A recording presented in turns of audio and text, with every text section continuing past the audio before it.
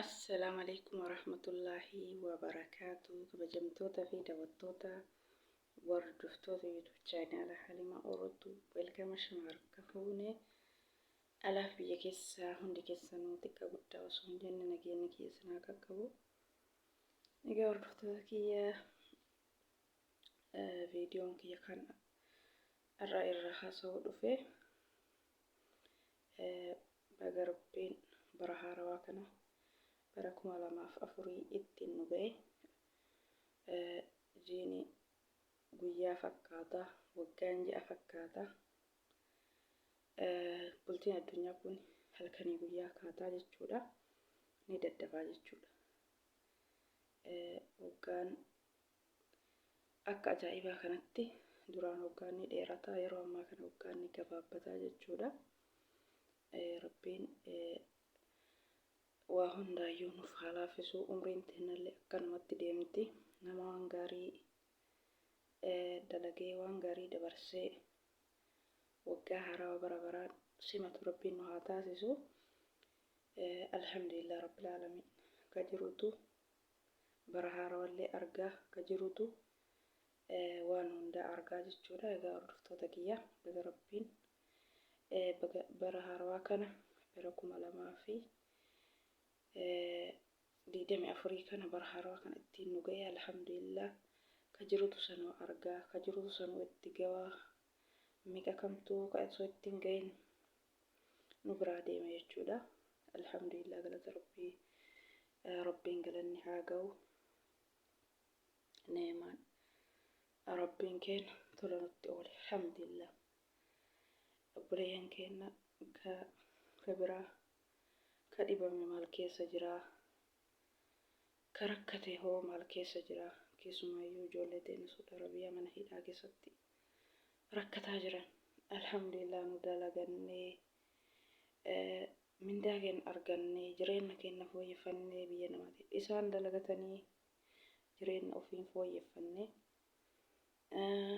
sammaraa dhabanii biyya ofii galanii hin jiraanne qaamni isaanii irraa dhumatee jismiin isaanii cattaa'ee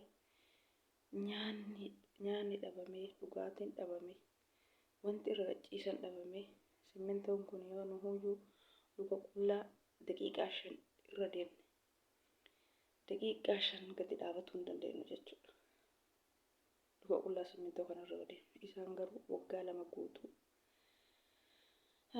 simmintoo kanarra ciisanii garaa ofii qullaa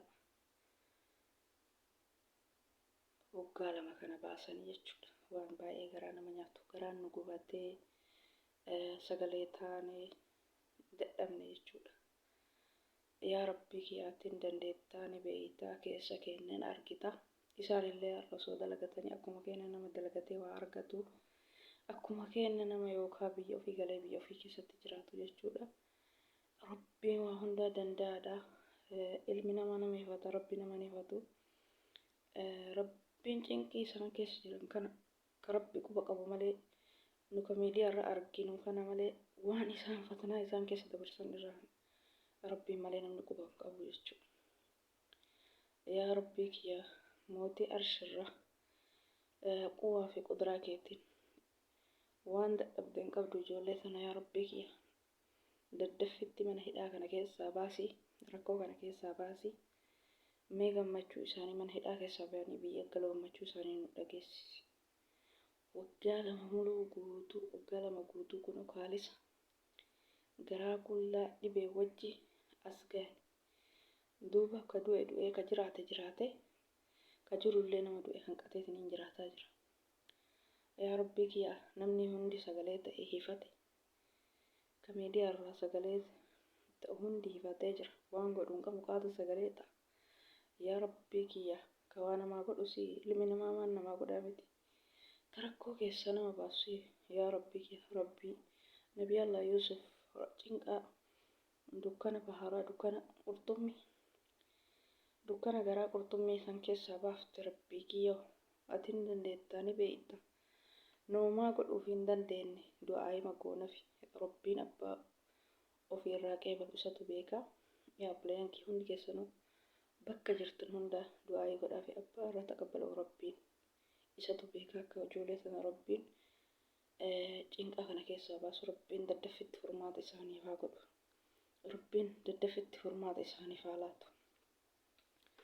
Yaa Rabbi ijoollee tana cinqaa keessaa baasi. Yaa Rabbi ijoollee tana cinqaa keessaa baasi. Yaa Rabbi ati hin dandeetta. Yaa Rabbi rakkoo keessaa baasi ijoollee tana. Yaa Rabbi biyya isaanii galchii gammachuu isaanii dhageessisi. Waan goonu dadhabnee garaan nu gubate waan isaanii gochuu hin dandeenyu osoo nama waa isaanii godhuu danda'u taate nama mana hidhaa san keessaa isaan baasu. Walaakin hidhaa namni nama hidhe rabbiin malee namni namarraa hiikuu hin jiru. Rabbiin inshaallah rakkoo tana furee nagayaan ijoollee tana biyyatti haa galchu. Rabbiin fayyaa isaanii ka jiran bakkatti nu haa deebisu. Ka du'e rabbi rahmata haa godhuu fi jannata al-firdawsi rabbiin isaan haa qananiisu. Bayanii dalagannee manaa baana jedhanii du'anii biyya namaatitti hafuu rabbiin najaa nu haa baasu. Rabbiin nama hundaayyuu duniyaallee dhabu nagaan biyya isaatitti haa galchu. Namni hunduu of jijjiiree maatii kiyyatti galaa jedhee manaa baya gaafa manaa bayu walaakin akka itti galan hin beekani. Rabbiin kaatimaa nu haa tolchu. Nagaan biyya keenya nu haa galchu. Nama kamiyyuu hin naasisiin. Har'a biyya namaa kana keessatti reefi namaa galchuunuu maallaqa makaraadha wanni hundi. Yaa Rabbi yaa Allah. Yaa Rabbi yaa Allah jirama keenya duniyaallee dhabnu nagaan nu galchi. Biyya namaa keessatti nama reefa nama baatanii galcha yaa Rabbi nu godhin. Yaa Rabbi yaa Allah. Fayyaa ofiitti nafni nafsi ofiitti nafni duniyaa ofiitti xaranii fi nafni waa hunda nama dhabee osoo biraa ifaaja isaa ittiin oolin biraa deemetu jira. Yaa Rabbi yaa Allah yaa Gafuuruu Rahiim yaa Mannaan yaa Sattaaru yaa Jabbaaru ati hin dandeettani beeytaa keessa keenya yaa Rabbi obboleeyyan keenya kan miidhamaa jiran kana yaa Rabbi yaa Allah rakkoo kana keessaa baasii yeroo gabaabduutti furmaata nu argisiisi. Egaa obboleeyyan kiyyaa hundi keessanuu hin dagatinaa like share godhaa subscribe godhaa warroonni haaraa taatan warroonni duraa like share godhaa galatooma galan keessan dachaa haa ta'u. Obboleeyyan kiyyaa warroonni hangamma maatii naaf taatan rabbiin darajaa keessan ol isin haa fuudhu. Guddina namni yuutuubii banatee dalaguu ka laayikii namaa godhullee ka subscribe namaa godhullee rabbiin waan xaartan nama galmaa ga'ee bu'aa xaaree argatee itti gammadu hundi keessanuu rabbiin isin haa taasisu. Warroota osoo nama nifan komantii nama barreessitan laayikii sheerii subscribe gootan rabbiin waan xaartan warra yuutuubara taatan hunda ka banatuuf yaaddan hunda rabbiin waan xaartan gammachuu milkii isinitti argisiisu. Namni wanni xaaruu fi bu'aa dadhabbii ofii argachuuf jechuudha. Keessumaayyuu biyya namaa kana keessa hanga ta'e nu dalaganna malee biyya dalagaan hin jirtu. Osoo biyyallee galanii waan xiqqoo waan socho'anii gisee maraa biyya namaa kanatti deddeebi'anii miidhamurra biyya ofii keessa ta'anii osoo dalagatanii rabbiin haala nu haa mijeessu haala nu haa laaffisu. Galatoomaa isiniin jedhaa gaarduftoota kiyyaa kanarra isinitti dheeressu. Assalaamu alaikum warahmatullaahi wabarakaatuh. Hordoftoota kiyya.